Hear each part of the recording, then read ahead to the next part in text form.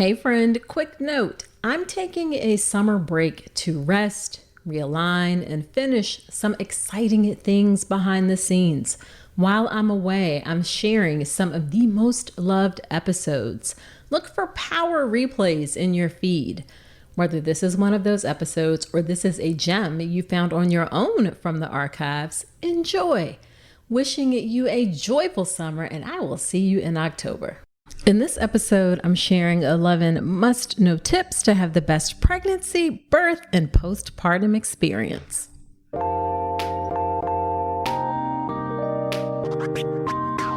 Welcome to the All About Pregnancy and Birth podcast. I'm Dr. Nicole Calloway Rankins, a board-certified OBGYN who's been in practice for nearly 15 years.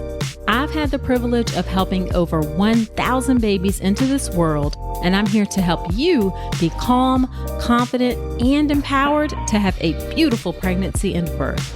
Quick note, this podcast is for educational purposes only and is not a substitute for medical advice. Check out the full disclaimer at drnicolerankins.com/disclaimer. Now let's get to it. Hello there. Welcome to another episode of the podcast. This is episode number 215. Whether you are a new listener or a returning listener, I am so glad that you are spending some of your time with me today. In this episode, you are going to learn 11 great tips that are going to help you have the best pregnancy, the best birth, and the best postpartum experience. These are tips that everyone having a baby will benefit from, whether it's your first baby or your last baby, whether you're giving birth in the hospital, a birth center, or at home, whether you have a midwife or a physician, you are going to want to hear these tips. Now, if you've listened to me at all or follow me on social media, then you can absolutely guess that one of the tips is going to be educating yourself.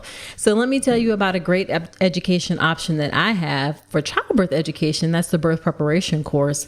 The birth preparation course is my signature online childbirth education class that's going to get you calm, confident, and empowered to have the most beautiful birth experience.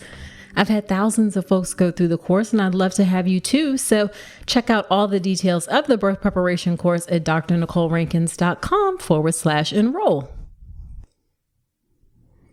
All right, let's get to it and get into these tips. All right, number one is make the most of your prenatal care experience. All right. Prenatal care really has been shown to improve outcomes, but the issue with prenatal care is that it's really restricted. Okay. In the sense that the reality is that visits are typically pretty short. They may be 5 minutes, 10 minutes at the most. So you have to make the most of those visits that you have. So underneath making the most of prenatal care, let me give you these more specific tips. Number one, of course, is attend the checkups. All right.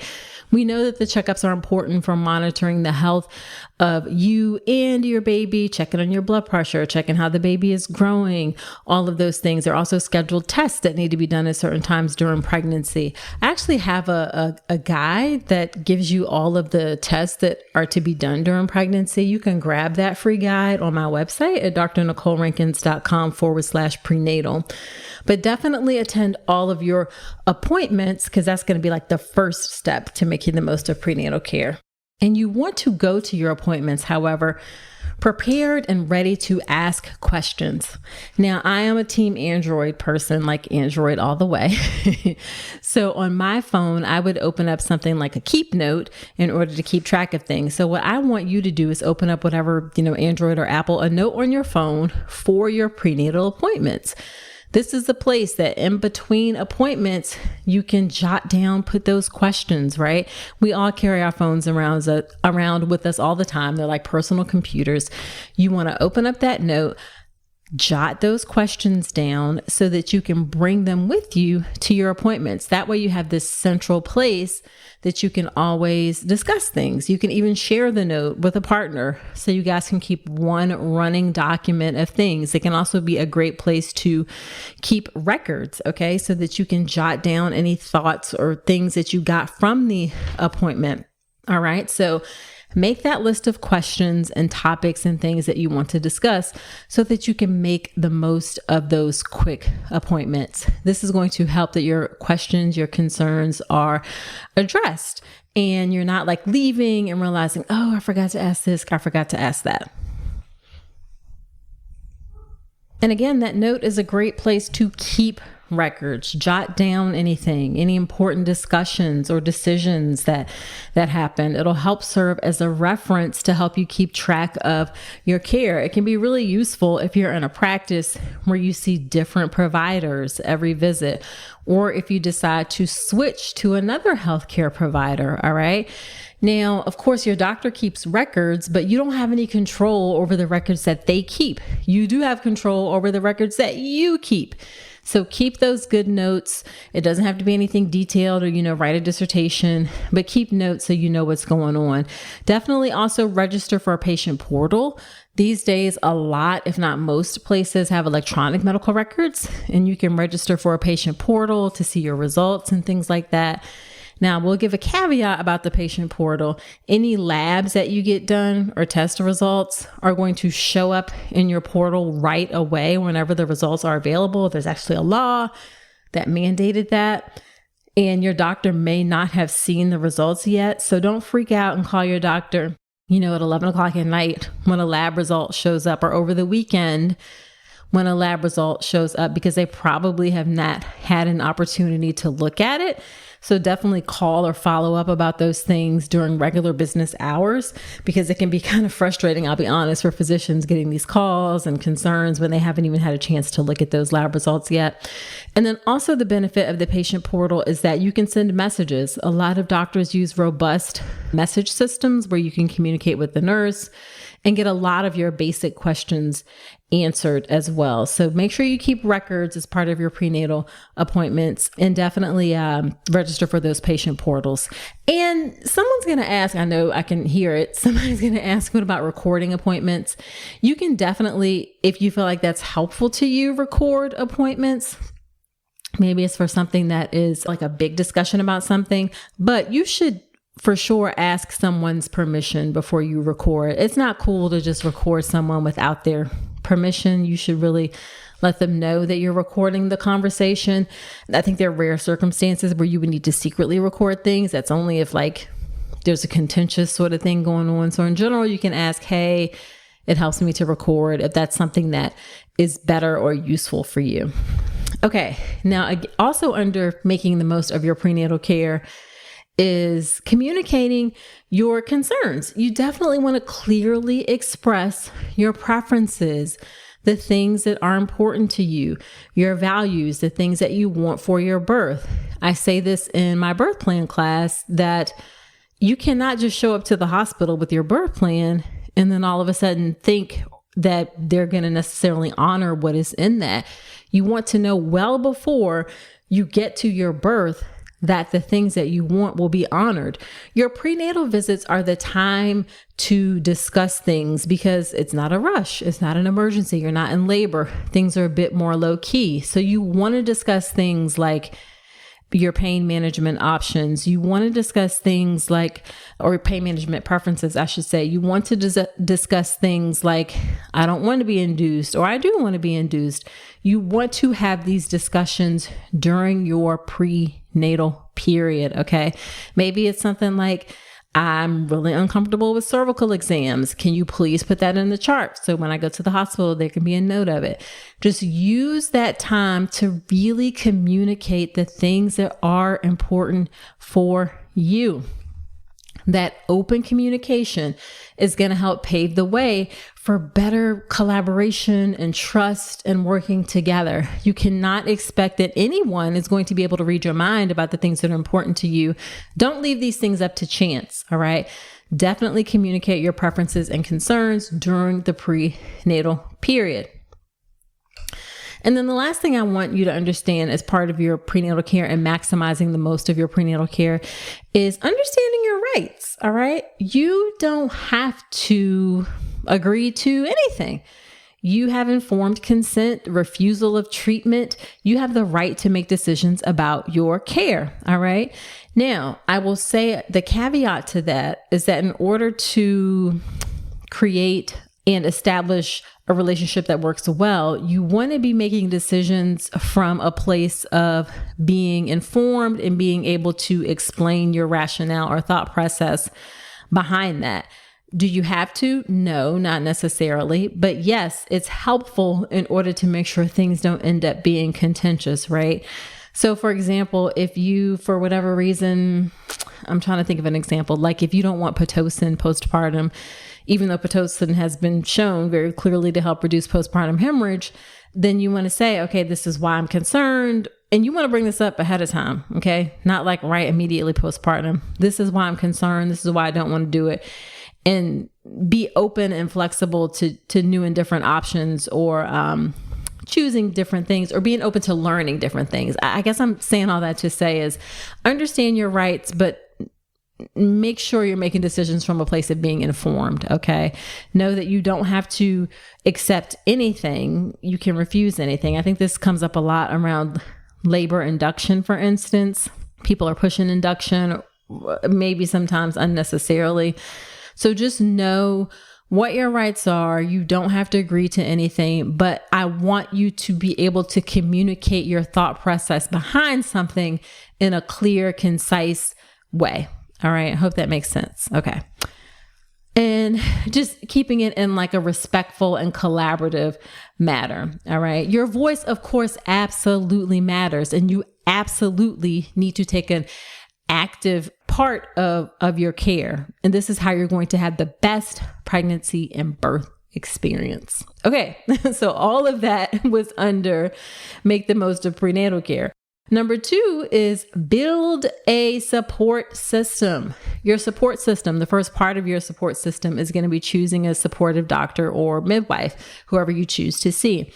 You want someone who listens to you, who respects you, who really hears your concerns, who is going to support the preferences and things that you want for your pregnancy and birth.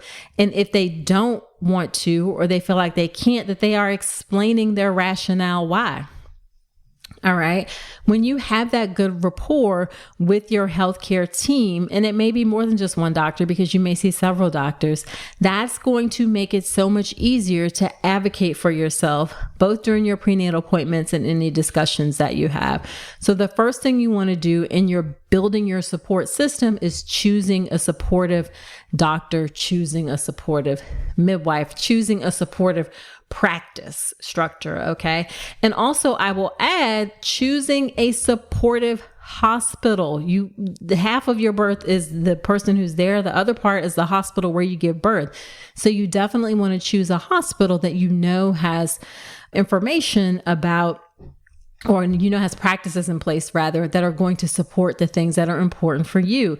Do they have experience with people who want to do an unmedicated birth? How many of their people get epidurals if those are things that are important to you? What is the C-section rate for the hospital? I have some questions in my birth plan class, Make a Birth Plan the Right Way, that are going to help you know that you have a supportive doctor and supportive hospital. So you can register for the class. I do it live. I'm doing it like now once every couple months, 3 months. That's drnicolerankins.com/birth plan. You can check that out there. Now, the other part of building a support system is building like communities, friends, parenting groups, connect with other pregnant folks so that you can share experiences, so that you can receive support from each other. A lot of times hearing stories from others, especially people who are in your local community, can help give you a lot of valuable information to help advocate for yourself. You can feel really empowered or be more empowered when you're connecting with people in your community.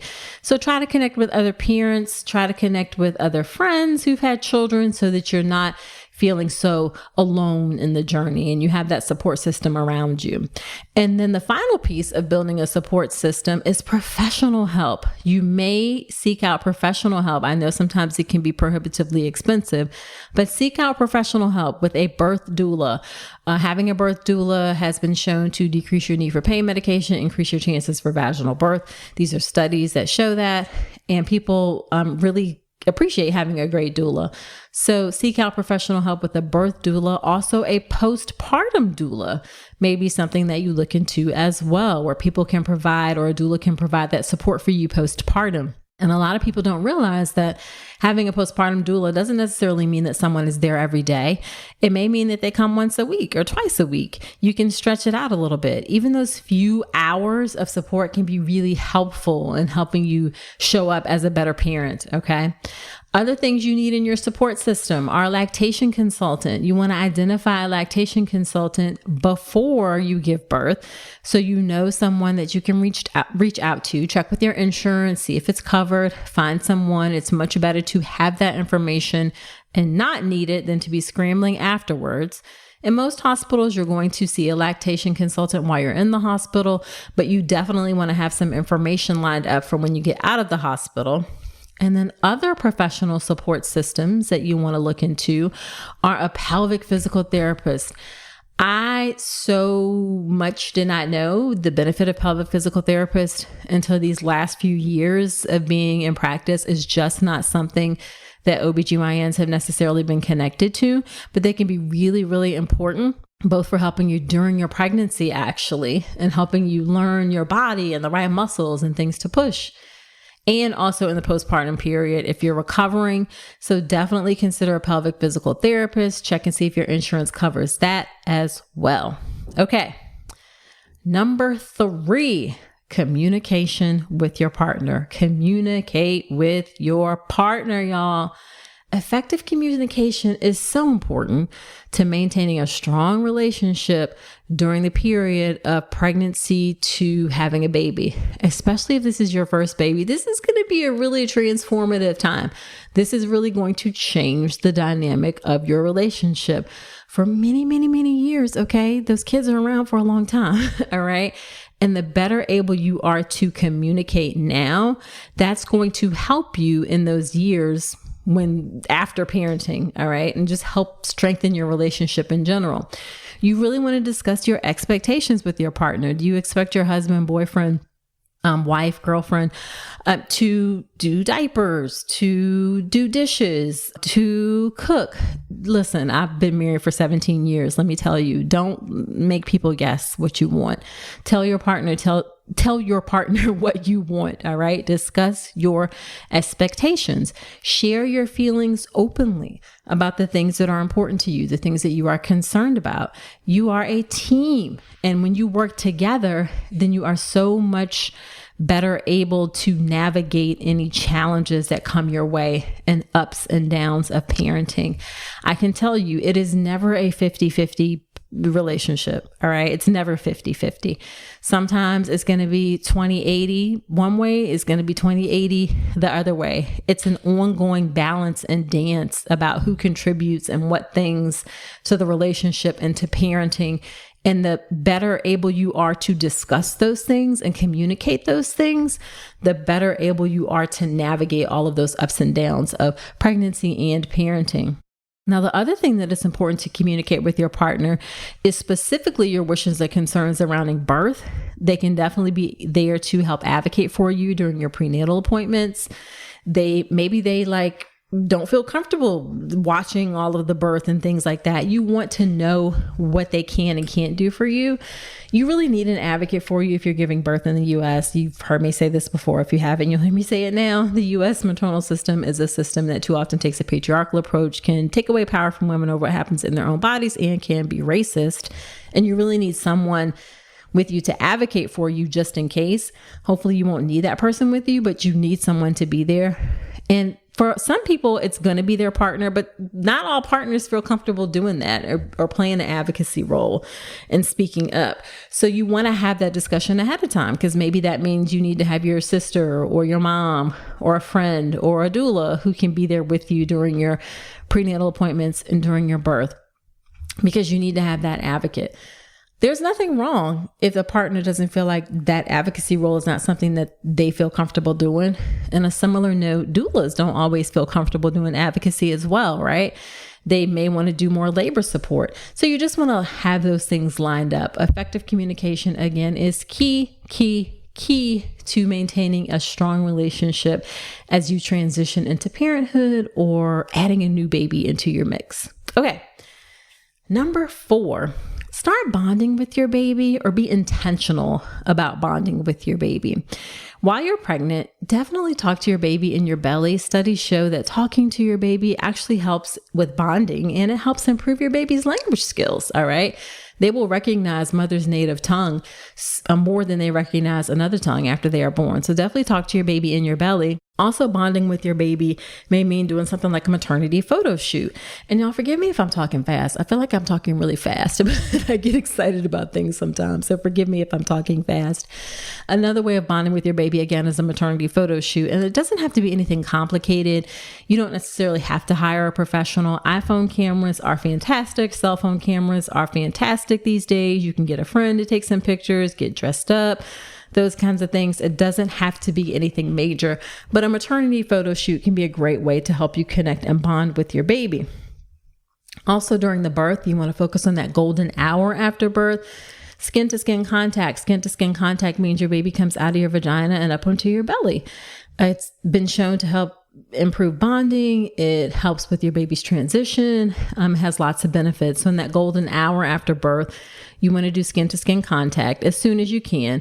If you have a cesarean, it may not be able to be done right away, although it can be done in the OR at some places.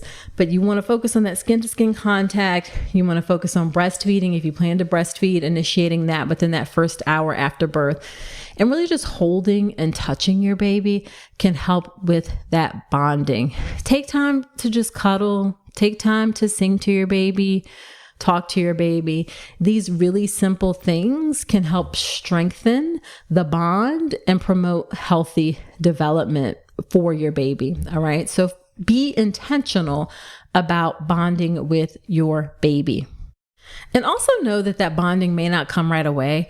I don't want to mislead you into thinking that you're going to instantly have this connection where it's like, oh, I'm like in love and I look at my baby and oh my God, this is the best thing ever. You may have that and that's great, but you may not. You may look at your baby and be like, what the heck is this? What am I supposed to do with this? But still being intentional about that bonding is going to help strengthen that relationship. Okay, number 5, self-care. Self-care. Self-care is so important, y'all. One of the key, I'm going to say even the most important piece of having a healthy baby is having a healthy mom, a healthy parent, okay? So that means you have to take care of yourself. Like the saying goes, put your oxygen mask on first before you can take care of anyone else. Taking care of yourself is not selfish. It is actually necessary. Prioritizing taking care of yourself is important. And that doesn't have to be necessarily anything like huge or expensive. There's obviously a lot of market around self-care and like, oh, you need this serum or this potion or this activity or anything like that. I'm talking about even things as simple as like getting enough rest while you're pregnant, doing your best to get enough rest. Maybe that's sleeping at night. Maybe that's a little nap during the day. All right. It means putting nourishing foods into your body that are fueling your growth, that are fueling your health. Sometimes it may mean putting that favorite dessert into your body because that's what you want at that moment to help you feel a bit better. There's always a balance, right? It may mean saying no to some things so that you can take a moment and relax and unwind and de-stress. All right. It may mean taking a walk. All right. I just want you to prioritize taking care of yourself. And the better able you are to do that when you're pregnant, when you can carry that into that new baby being born, it's going to be so important. Now, there are going to be ebbs and flows in how much time and availability you have to put into self-care. Sometimes it's going to be more than others, but just don't let it fall by the wayside. All right. Don't forget to take care of yourself and the importance of taking care of yourself. Okay. Number 6, manage stress. All right. Pregnancy is going to bring about a lot of emotions and potentially stress. All right. And honestly, life is going to bring about stress. Okay. So you want to find healthy ways to manage stress. Stress is not going to go away. I wish it would not, but stress is a normal part of being a human being on this earth. We do not have control over the things that necessarily happen to us, that we just don't. But what we absolutely have control over is our response to the things and the stressors that happen in our life.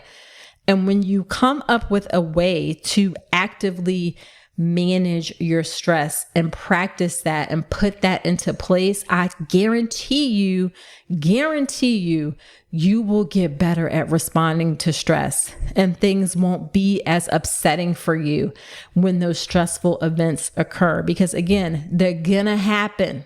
All right. Stress is gonna happen, whether it comes up during your pregnancy, whether it comes up in the postpartum period, but you can control how you respond to it. So ways that you can control it are, and these are simple techniques. They do take practice. With over time, they get better and better. So meditation is a big one. People say this a lot, and I know it can be hard to meditate and sit down, but meditation really does help you manage stress. It helps you show up to events in a more calm state and not quite so unwired. It does take some practice, but meditation can be really helpful, and it doesn't have to be a lot. Like I meditate 2 or 3 times a week, usually on my Peloton app with 10 minutes at a time, because anything more than that and I'm like bouncing off the walls. So it doesn't have to be a ton, but over time it really does get to be helpful. A simple technique. And this is one that, again, people are like, okay, if you say so, but breathing and intentional deep breathing will immediately decrease your stress in any moment. I'm not joking. All right. Because you can't keep that amped up level when you are slowing down your breathing. Breathe into a count of 3, 5, let it go to a count of 3, 5. Even doing that just 3 times is going to immediately bring down the stress in your environment. Now, sometimes it's hard because you want to stay in that stress. Like I want to be angry. I want to be mad. I want to be pissed off. I need to live in that stress for a second, but you don't want to stay in that stressful state. You want to get out of it, and deep breathing is going to help you do that transition out of stressful states very quickly, very quickly. It's also a great tool for managing contractions and labor pain. And then, of course, moving your body is helpful for managing stress. That can be yoga. I love yoga. I also do yoga on my Peloton app. I also do my Peloton tread as well. So yoga can help, walking can help, any sort of exercise. Affirmations are a great way to manage stress, whether you listen to them, whether you say them to yourself, engaging in activities that you enjoy, whether that's going for a walk, whether that's running, whether that's religious services, whether that's art, things that you enjoy that are important to you can help you manage stress. Now, I would love it, right, if you get to a point where it's like, okay, I am done. I have this perfect plan for managing stress. It's evolution. It's constant. You have to keep at it. You have to keep doing it. You have to keep refining it. I wish I could tell you something different, but it's a lifelong skill. It's just a lifelong skill that gets easier and better the older that you get. The more that you put into being intentional about managing stress, the easier that it's going to be. But it is going to be a lifelong, whether it's pregnancy or postpartum, even after the children are out of your house, it's managing stress is going to be important. Okay. All right. Moving on. Number 7, practice self-compassion. Practice self-compassion. Give yourself some grace. And I want to speak to two things. One, physically. Pregnancy and postpartum are going to change your body 1000%. Okay. Be kind to yourself. Embrace the changes. You are growing a whole entire human being. Don't take that for granted. Not everyone gets to do that. Be grateful for that ability of your body to do such a thing. And that doesn't mean you have to actually like being pregnant. Like, I didn't necessarily like being pregnant. I felt like a big fat cow with a big old butt, but I was grateful that I was able to grow both of my babies. And your pregnancy and your postpartum journey are going to be unique to you. So celebrate your body, celebrate the work that it's done, give yourself some grace in that physical period. Forget the snapback. Don't do it. Okay. Don't get caught up in the social media images of like, I'm 6 weeks after my baby. Here's what it looks like. I think we're getting better about showing realistic images and expectations of what things look like after birth. If you are seeing a lot of that, I'm perfect after birth, unfollow that stuff on social media and start following some other accounts, like, because algorithms will feed you more of what you look at. Start unfollowing. Don't follow that information if it's not helpful to you. Look for realistic expectations. I also have an episode of the podcast that talks about weight loss after birth. It's with the endocrinologist, and she talks about weight loss after birth. That's episode 175 of the podcast, drnicolerankins.com/episode 175. So definitely check that out. And then in general about practicing self-compassion, I want you to know that you are not going to get everything perfect. You're not going to get everything right. Okay. You're not going to necessarily do all of the exercise you want to do while pregnant, or eat the most perfect meals, or get all the nursery things together, or have all the clothes ready. Maybe you will, but most of us probably won't. Okay. You can always start anew. The next day is an opportunity to start something different, do something different. Don't carry your past into your present. Live in the moment, live in the now, give yourself some grace, practice self-compassion that things aren't necessarily going to be perfect, and that is okay. It's not only okay, but it is actually normal. Okay, number 8, embrace the mess. Embrace the mess. Parenting is messy. Okay. And this is more specifically about the postpartum period. Having a newborn baby is messy, both literally and figuratively. All right. It's going to be spit up. It's going to be poopy diapers. It's going to be poopy blowouts. It's going to be laundry. It's going to be bottles that have to be washed. It's going to be breastfeeding. It's going to be pumping. It's going to be figuring out a sleep schedule. It's going to be dealing with family who wants to visit. It's going to be figuring out how you go back to work. It's chaos. Okay. That is a normal part, especially in the first few weeks of having a baby. It can be a bit chaotic. Embrace the chaos. Embrace it and understand that it's normal. Find joy in those small moments. And remember that chaos, that messiness, again, is a normal part of becoming a parent and raising a child. Okay. Social media, again, is a place that can make you think that things are perfect. We're lined up dishes and washed and folded laundry and, closets that are super organized and things like that. Don't let that fool you into thinking that is normal, because it's not. Most of the time, parenting is a messy thing. Embrace it and know that you are doing your absolute best. Okay, number 9, in order to help with some of that mess, ask for help. And I'm going to take it a step further and say, ask for specific help. Parenting is a challenge. It really does take a village to raise a child. There's no shame in getting support when you need it. Ask for help from your friends. Ask for help from your loved ones. And when I say ask for help, I want you to be specific. All right. Go ahead and say, listen, I need you to come over here. Please bring me a meal. I'm dying. I can't cook. Just bring me something. Bring me something. Also bring me something I can pop in my freezer. Hey, can you come over and watch the baby for an hour while I go do this? Hey, can you go to the grocery store and do this? Be specific about asking for help. Don't think or don't try to do everything yourself. Please don't. That is not normal. Don't do that. If you have help that's available, please take advantage of it. And if you have resources, maybe you hire help. Maybe you hire a babysitter. Maybe you hire a nanny for a short term. Maybe again, you hire that postpartum doula who can come once a week and give you a reprieve for a few hours in order to help with things. Ask your family, friends for help. Definitely for family, like when in-laws come over, it's really, especially in the immediate postpartum period, it's really not the time for them to be cuddling with baby. Yes, they can cuddle with baby and they can hold baby, but that time is really for you and your baby to bond. They should be helping with the things around the house. All right. They should be helping with the cooking, the cleaning, the laundry, things like that. So be specific about the things that you want for help. And then on the flip side of that, if you want to help someone that's having a baby, give them some options, okay? Say, hey, I can bring you over a freezer lasagna. Do you want me to do that? Or do you want me to walk your dog every day for a week?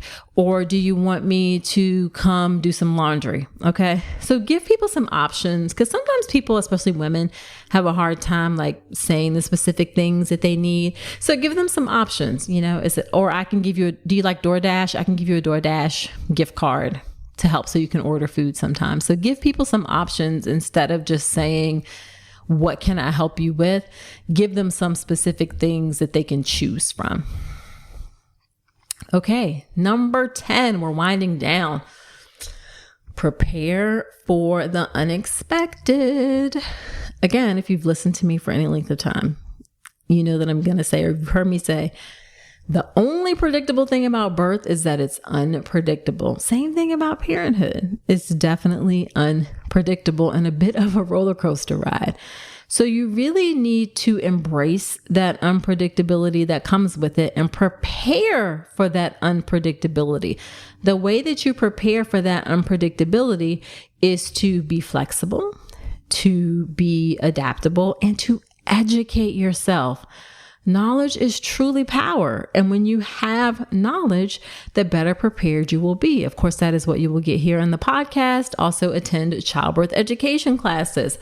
Find 2 or 3 sources of social media accounts to follow that help you. Maybe you read books. It doesn't have to be overwhelming. Like, I don't want you to think you have to spend like your nose in a book or listening to education classes all the time, or listening to podcasts all the time. In addition to my podcast, of course, there are other podcasts you can listen to, but definitely educate yourself.